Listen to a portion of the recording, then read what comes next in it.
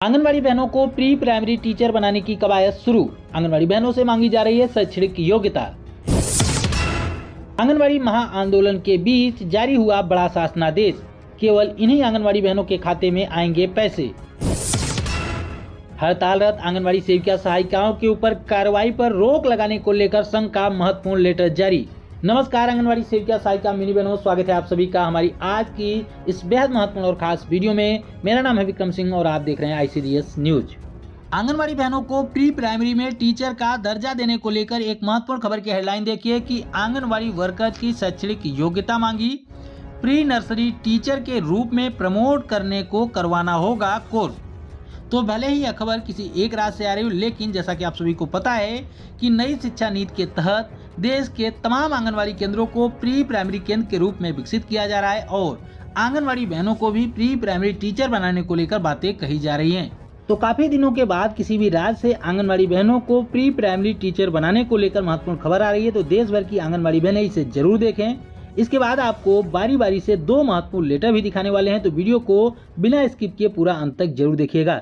खबर की हेडलाइन आपने देखी कि आंगनवाड़ी वर्करों की शैक्षणिक योग्यता मांगी जा रही है। साथ में यह भी बताया गया है कि प्री नर्सरी टीचर के रूप में प्रमोट करने के लिए करवाना होगा कोर्स। तो आइए देखते हैं कि कौन सा कोर्स करवाना होगा और साथ में कौन कौन सी योग्यता जो है वो आंगनवाड़ी बहनों की मांगी जा रही है। बताया गया है कि प्री नर्सरी टीचर भर्ती से पहले आंगनवाड़ी वर्करों को स्कूलों में कोटा देने पर शिक्षा सचिव राकेश कंवर ने महिला एवं बाल विकास विभाग की निदेशक रूपाली ठाकुर के साथ पहली बैठक की।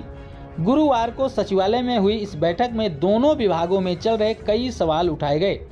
सवालों को देखते हुए शिक्षा सचिव ने आंगनवाड़ी वर्करों की शैक्षणिक योग्यता और मानदेय को लेकर कुछ और जानकारी मांगी है। आइए देखते हैं कि कौन कौन सी जानकारी यहाँ पर मांगी गई है।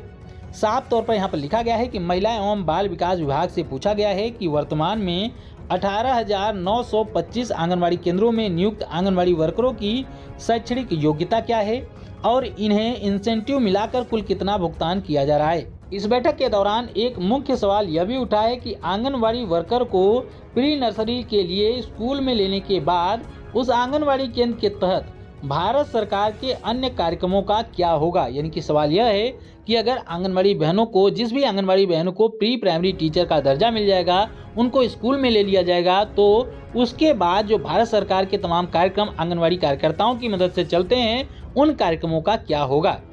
उसके आगे बताया गया है कि आंगनवाड़ी में प्री स्कूल एजुकेशन के अलावा गर्भवती महिलाओं की रजिस्ट्रेशन, मॉनिटरिंग, पोषाहार और धात्री महिलाओं को लेकर भी कई तरह के कार्यक्रम चलते हैं।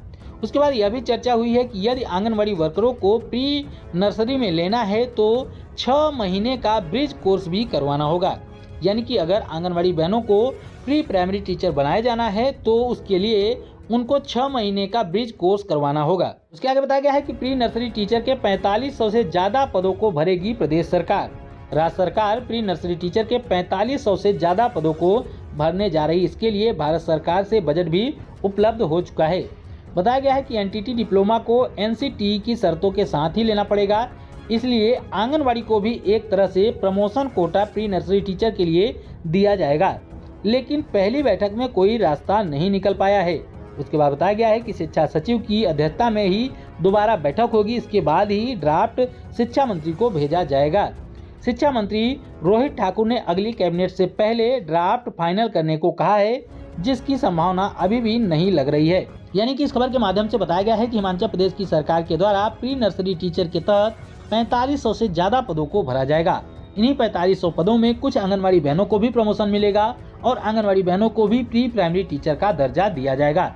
इसको लेकर शिक्षा विभाग और बाल विकास विभाग की एक बैठक हुई थी। हालांकि इस बैठक में कुछ खास निर्णय नहीं निकल पाया है, लेकिन आंगनवाड़ी बहनों की शैक्षणिक योग्यता बाल विकास विभाग से मांगी गई है। साथ में ये जानकारी भी मांगी गई है कि आंगनवाड़ी बहनों को वर्तमान में कितना पेमेंट वगैरह दिया जा रहा है।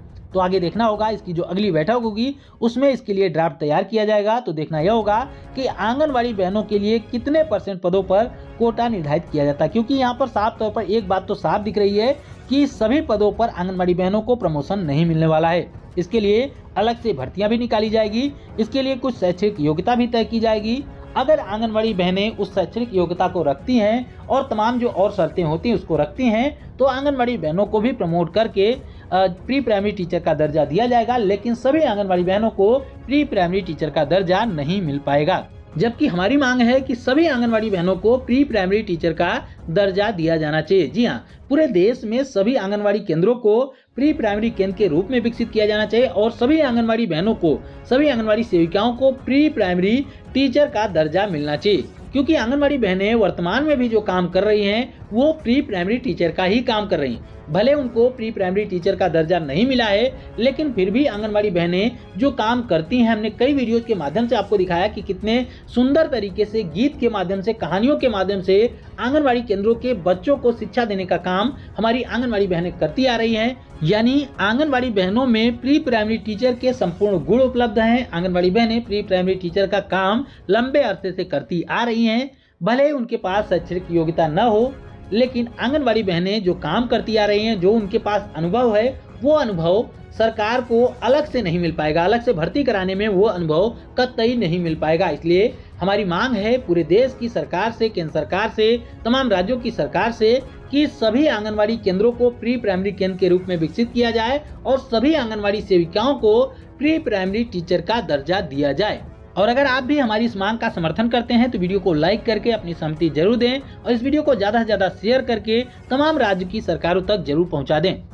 आंगनबाड़ी महाआंदोलन के बीच जारी हुआ एक महत्वपूर्ण शासनादेश। यहाँ पर देख सकते हैं बिहार सरकार समेकित बाल विकास सेवाएं निदेशालय बिहार समाज कल्याण विभाग की तरफ से 27/10/2023 को यह शासनादेश या लेटर जारी किया गया है। इसके प्रेषक है निदेशक ICDS। यहाँ पर देख सकते हैं सेवा में सभी 544 बाल विकास परियोजना पदाधिकारियों को यह लेटर लिखा गया है। यानी कि पूरे बिहार की आंगनबाड़ी बहनों के लिए यह लेटर बहुत ही ज्यादा महत्वपूर्ण है। तो ध्यान से इस पूरे लेटर को देखिएगा और समझिएगा। आइए इसके विषय पर नजर डालते हैं। यहाँ पर देख सकते हैं लिखा गया है कि वित्तीय वर्ष 2023-24 में सक्षम आंगनबाड़ी एवं पोषण 2.0 योजना के अंतर्गत SNA प्रक्रिया के तहत केंद्रीय प्रायोजित स्कीम के केंद्रांश की मद की जो राशि है माह अक्टूबर 2023 में पूरक पोषाहार यानी कि THR के लिए सभी बाल विकास परियोजनाओं के लिए, यानी कि सभी 544 बाल विकास परियोजनाओं के लिए 75,18,78,557 रुपए जो है वो PFMS पोर्टल की सीमा में लिमिट निर्धारण के संबंध में यह लेटर लिखा गया है। लिखा गया है कि कतिपय आंगनबाड़ी सेविका एवं सहायिकाओं के हड़ताल पर न होने के कारण सभी 544 बाल विकास परियोजनाओं को माह अक्टूबर 2023 में पूरक पोषाहार THR हेतु लिमिट दी जा रही है। सभी बाल विकास परियोजना पदाधिकारियों की यह व्यक्तिगत जिम्मेदारी होगी कि अपने अपने परियोजना के अंतर्गत संचालित आंगनबाड़ी केंद्रों में जिन केंद्रों की आंगनबाड़ी सेविका सहायिकाएं हड़ताल पर नहीं है, उसके बारे में यहाँ पर साफ तौर पर लिखा गया है कि जिन आंगनबाड़ी केंद्रों में सेविका सहायिकाएं हड़ताल पर नहीं है उनको पूरक पोषाहार THR हेतु दी गई लिमिट में राशि उपलब्ध कराई जाए। यानी कि जो आंगनबाड़ी सेविका सहायिकाएं हड़ताल पर हैं, जिन केंद्रों की सेविका सहायिकाएं हड़ताल पर हैं, उन केंद्रों के लिए पोषाहार की राशि नहीं दी जाएगी। उसके बाद 6ठे नंबर पर बताया गया है कि PFMS में उपलब्ध राशि के समयानुसार व्यय सुनिश्चित किया जाए, अन्यथा PFMS में उपलब्ध राशि एक अंतराल के बाद पुनः ICDS निदेशालय के पेरेंट अकाउंट में चला जाएगा। राशि की वापसी के कारण लाभार्थी की योजनाओं से वंचित रह जाएंगे, जिसकी पूर्ण जिम्मेदारी आपकी होगी। जैसा कि आप सभी को पता है कि बीते 29 सितंबर से आंगनबाड़ी सेविका सहायिकाएं हड़ताल पर हैं, यानी कि सभी आंगनबाड़ी केंद्र पूरे बिहार में बंद चल रहे हैं। ऐसे में यह लेटर जारी किया जाता है और बताया जाता है कि ऐसे आंगनबाड़ी केंद्र जिनकी सेविका सहायिकाएं हड़ताल पर नहीं हैं, उन्हीं को ये पोषाहार यानी कि THR की धनराशि भेजी जाएगी। इसके पहले तमाम बार कई कोशिशें की गई कि आंगनबाड़ी बहनें सेविका सहायिकाएं हड़ताल से वापस आ जाएं। इसके लिए नोटिस भी जारी किए गए, 24 घंटे का अल्टीमेटम भी दिया गया, लेकिन आंगनबाड़ी बहनें अभी भी काम पर वापस नहीं लौटी हैं। इसके बाद अब इस तरीके का एक लेटर जारी किया जा रहा है पोषाहार की धनराशि भेजने के संबंध में। तो ऐसे में क्या आंगनबाड़ी सेविका सहायिकाएं इस पोषाहार के लिए काम पर वापस आ जाएंगी या फिर आंगनबाड़ी बहनें अभी भी अपनी हड़ताल को जारी रखेंगी? इसका जवाब आप लोग कमेंट बॉक्स में जरूर दीजिएगा। हड़तालरत आंगनबाड़ी सेविका सहायिकाओं के ऊपर हो रही कार्रवाई पर रोक लगाने के संबंध में एक बहुत ही महत्वपूर्ण लेटर बिहार राज्य आंगनबाड़ी संयुक्त संघर्ष समिति के द्वारा जारी किया गया है। इस लेटर को मैं चाहूंगा कि पूरे बिहार की आंगनबाड़ी बहनें जरूर देख लें। आपको बता दें कि यह लेटर हमारे पास निर्मला कुमारी बहन के द्वारा भेजा गया है। यहाँ पर देख सकते हैं 27/10/2023 को यह लेटर निर्गत किया गया है। सेवा में निदेशक महोदय को यह लेटर लिखा गया है। इसका विषय देख सकते हैं कि हड़तालरत सेविका सहायिकाओं के साथ कार्रवाई पर रोक लगाने के संबंध में यह लेटर लिखा गया है। आइए इस लेटर को पूरा विस्तार से पढ़कर देखते हैं और समझते हैं। लिखा गया है कि संविधान सभी नागरिकों को समानता से जीने का अधिकार देता है और न्यूनतम मजदूरी हासिल करने का प्रावधान सभी मजदूरों के लिए है। साथ ही संविधान प्रदत्त अधिकारों को दिलाने का दायित्व सभी सरकारों को है। ऐसा नहीं करने पर सरकार के विरुद्ध जनतांत्रिक तरीके से आंदोलन हड़ताल करने का संविधान प्रदत्त अधिकार भी है।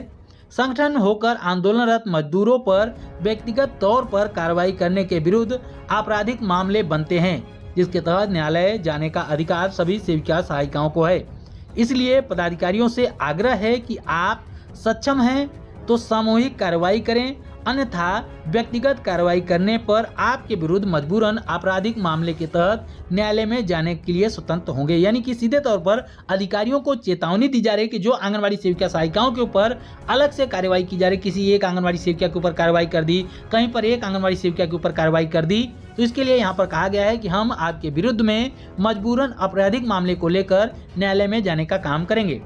बताया गया है कि संवेदनहीन और गैर लोकतांत्रिक कदम उठाते हुए सरकार और विभाग के द्वारा सर्वोच्च न्यायालय के न्यायाधीशों और खाद्य सुरक्षा अधिनियम 2013 के कर्तव्यों का नापाक इरादे से बार बार बोध कराया जा रहा है, तब संगठन और संघर्षरत आंगनबाड़ी सेविका सहायिकाओं को सरकार और विभाग से जानने का यह हक है।